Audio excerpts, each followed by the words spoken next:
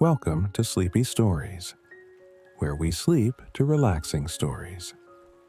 Today we are telling the story of Peter Pan, the boy who never grew up. Once upon a time, in a cozy little nursery in London, there were 3 children, Wendy, John, and Michael Darling. They lived in a beautiful house with their loving parents. Every night, their mother would tuck them in and tell them stories about faraway lands, pirates, and fairies. But there was one story that Wendy loved the most. The story of Peter Pan, the boy who never grew up. Peter Pan lived in a magical place called Neverland, where children could fly, and every day was an adventure. Wendy often dreamed of flying away to Neverland and meeting Peter Pan herself. One starry night, as the children were fast asleep, the window to their nursery quietly creaked open. A small figure, no taller than a boy, with messy hair and a mischievous grin, floated into the room. It was Peter Pan. And by his side was a tiny, glowing fairy named Tinker Bell. Peter had come to the Darling nursery many times before, listening to Wendy's stories from the shadows. But tonight was different. Tonight, Peter had a plan. He was going to take Wendy and her brothers to Neverland. With a sprinkle of Tinker Bell's fairy dust, Peter woke Wendy, John, and Michael. "Come with me to Neverland," he whispered. "We'll have the most wonderful adventures." Wendy's eyes sparkled with excitement. "But how will we get there?" she asked. "Just think happy thoughts," Peter said, "and you'll be able to fly."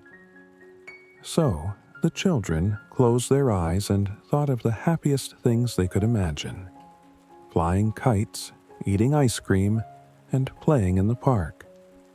Suddenly, they felt themselves lift off the ground. They were flying.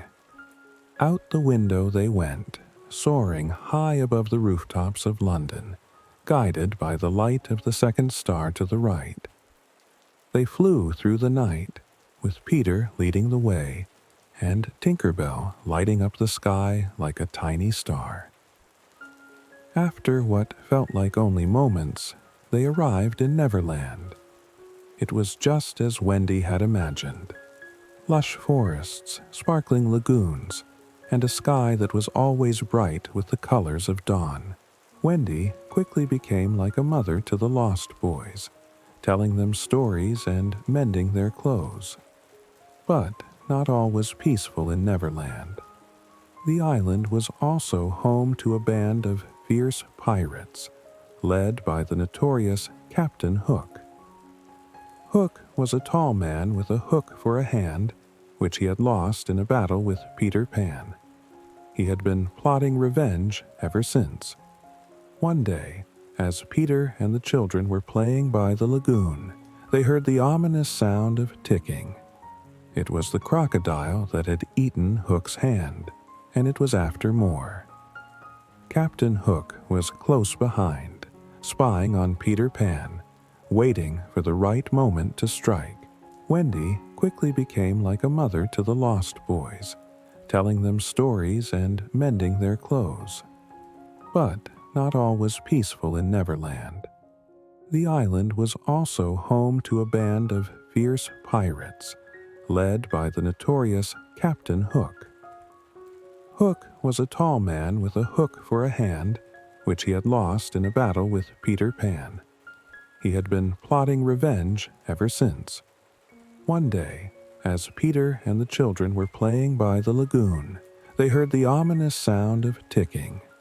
It was the crocodile that had eaten Hook's hand, and it was after more.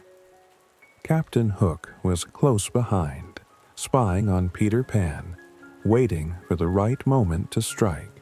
Hook was clever and cruel, and he hatched a plan to kidnap Wendy and the lost boys, hoping to lure Peter into a trap. That night, as Wendy and the boys were asleep in their treehouse, Hook and his pirates crept in and captured them all. Peter was away, exploring the island, and when he returned, he found the treehouse empty. Tinker Bell, who had narrowly escaped, told him everything. Without wasting a moment, Peter flew to the pirate ship, determined to save his friends. On board the ship, Wendy and the boys were tied up, and Captain Hook was gloating over his victory. "This time, Peter Pan will be finished for good," he sneered. But Peter was not so easily defeated. With a flash of his sword and a fierce cry, he swooped down onto the deck, taking the pirates by surprise. The Lost Boys, inspired by Peter's bravery, managed to free themselves and join the fight. The battle was intense, with swords clashing and the pirates desperately trying to capture Peter.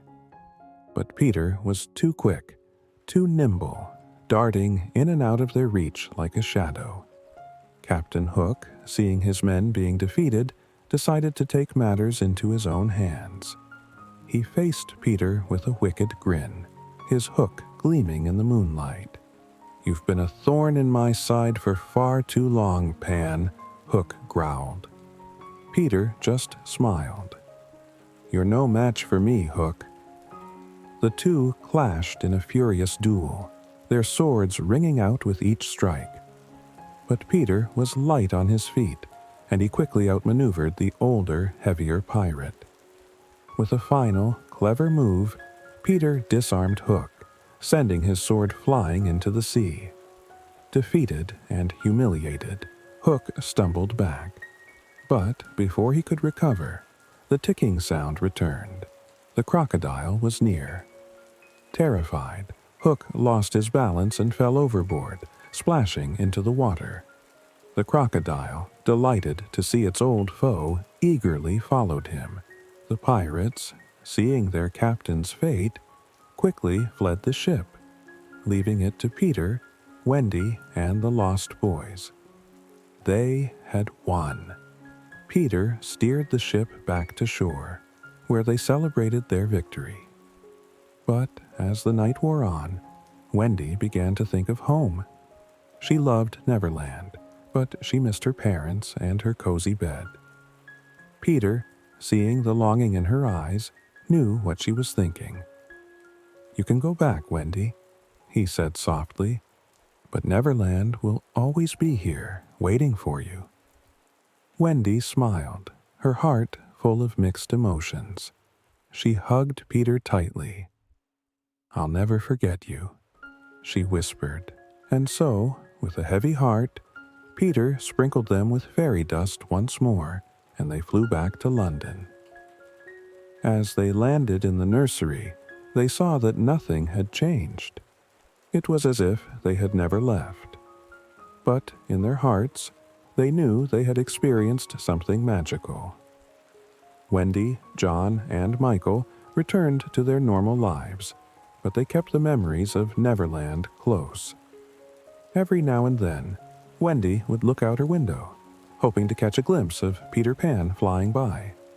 And though she never saw him again, she knew he was out there, in Neverland, having adventures and never growing up. And so, the story of Peter Pan lived on, a tale of endless childhood, where dreams come true and the adventure never ends. The end.